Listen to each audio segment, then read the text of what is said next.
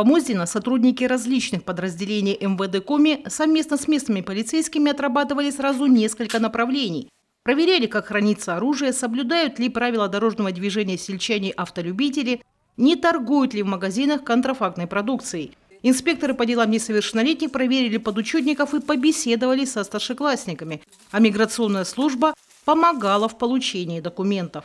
Цель, если сказать общими словами, конечно, в первую очередь это ознакомиться, посмотреть, чем живут люди, как наши сотрудники работают, как выполняют свои обязанности, какие недостатки или, лучше сказать, проблемы, какие существуют вот в дальних, в отдаленных местах, именно касающиеся работы непосредственно сотрудников полиции, профилактики преступлений, правонарушений, как можно эти проблемы совместно решить с населением, какую мы можем помощь от них получить, какую помощь они от нас в первую очередь ждут. О самой насущной проблеме, которая годами мешает жить спокойно местным жителям, говорили и главы поселений, и сами сельчане, и особенно сельчанки.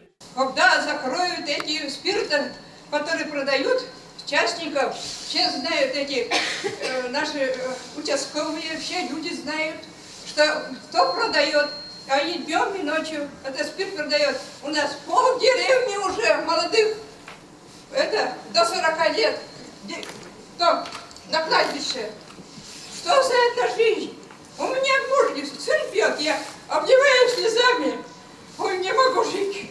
Помоздина точек, торгующих паленым спиртом, больше десятка. Полицейские о них знают, штрафуют. А вот задокументировать факт незаконной торговли, чтобы привлечь к уголовной ответственности, непросто. Продают они, вот как мы сейчас обменивались мнениями, ну и как практика показывает знакомым людям, ну так будем говорить, постоянным клиентам. Нет. Я ходила и мне продали.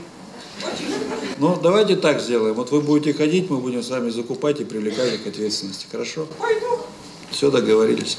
По мнению главного полицейского Коми, вразумить торговцев зеленым змеем могли бы сами сельчане, создав вокруг таких горе-бизнесменов атмосферу нетерпимости. Местный общественный совет может решить и другую актуальную в последние месяцы проблему – употребление подростками хоть и не запрещенного, но крайне опасного для здоровья и особенно для репродуктивной системы организма вещества на свай. И даже вопрос появления в Помоздино своего участкового тоже по силам решить жителям. Если есть, по вашему мнению, достойные люди, которые могут служить, давайте предлагать, которым вы доверяете, которые считают, что могут инспектором работать. Мы рассмотрим предложение.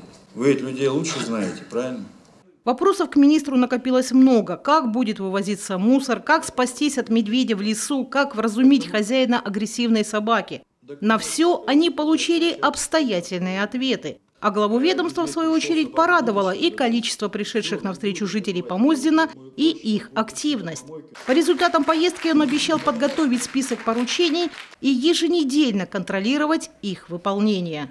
Наталья Литкевич, телеканал Юрган, Усть-Куломский район.